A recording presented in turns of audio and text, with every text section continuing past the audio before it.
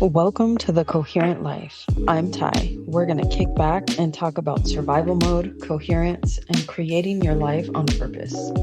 Through real conversations about things like relationships, money, health, and the patterns that keep repeating in everyday life. If you already know that your thoughts create reality, but you keep getting stuck in the same patterns, you're in the right place.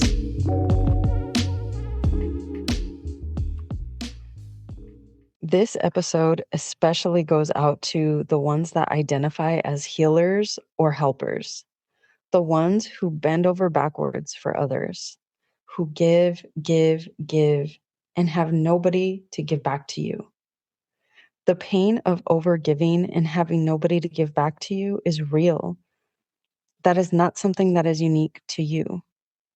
So many people experience this.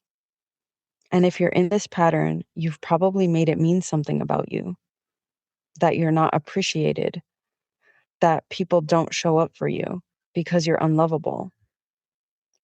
Maybe you've heard of Chiron. In astrology, Chiron is known as the wounded healer. Astronomically, it's a celestial body orbiting between Saturn and Uranus. And in astrology, it's used as a point of influence.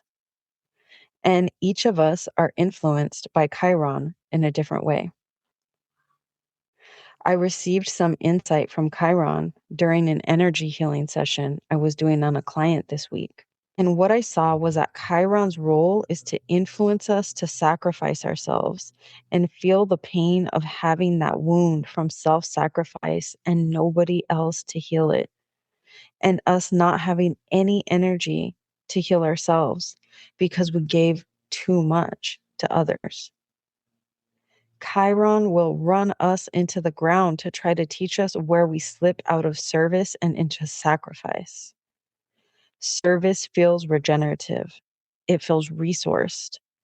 Sacrifice feels draining. It feels resentful. It can feel like you're disappearing in the process. And a healer ceases to be a healer if they are trying to heal someone beyond their capacity. A common thought I've heard from people that are in the giving field is, when I serve others, I serve myself because we are all one. So I don't really prioritize myself because I know that when I give to others, I'm giving to myself. And while that is true, it's also true that when you serve yourself, you're serving others. So don't forget that and stop putting yourself last, because a lot of you are using that first belief to justify your overgiving and self-sacrificing. You are responsible for giving yourself what you're craving from others.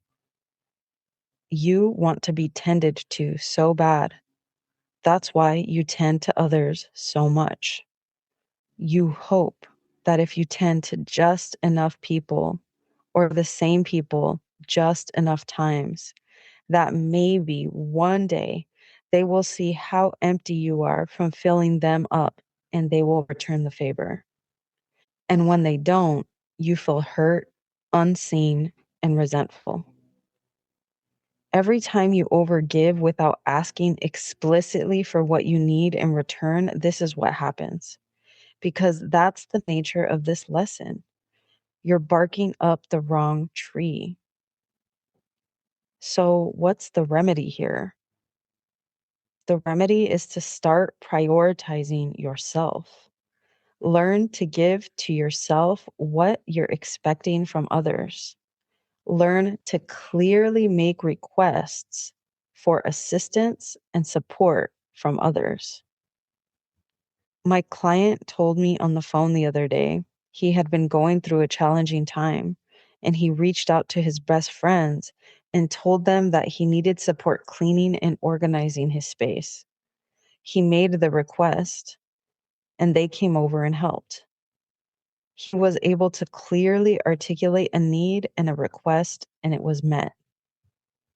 Now, I can hear some of you saying, yeah, but I just don't have anybody. I know how to clearly articulate my needs, but I don't have anybody that can help me. And while that could be true, don't get lost in the wounded healer rabbit hole of that, because this is where the work deepens. If you're in this position, as uncomfortable as it is, Chiron is teaching you how to provide for yourself, to give and support yourself, so that when people do show up, you receive not from desperation, but from alignment. One of the signs that the wounded healer script is affecting you is that you love to serve others, or you did at one time, but then you stopped because you just got too drained or too resentful of never getting anything back in return. That is also part of the wounded healer. Overgiving and then shutting down and isolating. If you can show up in service, make clear requests about your needs, give to yourself first, and stop obliging anybody else to be responsible for giving to you, especially because you gave so much to them, that's when you've struck a balance. And that's what we're aiming for. When you're over giving, you're not actually in clean service. You're in survival. When you're in over functioning, you're in, if I give enough, then maybe I'll be safe. Maybe I'll be loved. Maybe I'll be chosen. That's not generosity. That's survival. And when you're in that state, your system is trying to earn safety from the outside world, not create it from within. This is Chiron's wound. Archetypally, Chiron expects his wound to be filled and healed from the outside world, and feels sorry for himself for what he makes it mean when others don't tend to his wound. The lesson here is that when Chiron becomes self-aware, he realizes nobody can heal his wound but him. He is a healer after all. And when he realizes this, he begins to spontaneously regenerate. He finally becomes his own healer, and he comes into his own worth. In our everyday life, coherence helps us become aware of where we might be giving our power away. You stop being a victim in the equation. You're able to walk away from the fight in your mind. The why won't they give to me? The nobody loves me. The after everything I do for them.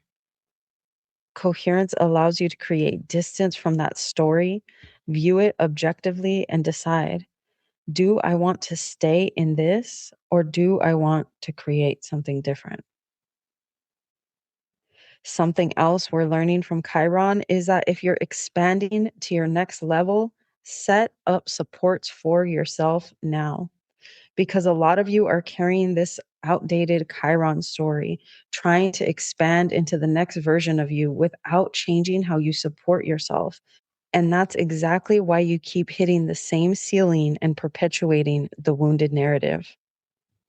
Interrupt that pattern with curiosity. What will you need after a long day of being in the next version of who you are? What type of support will you need from others?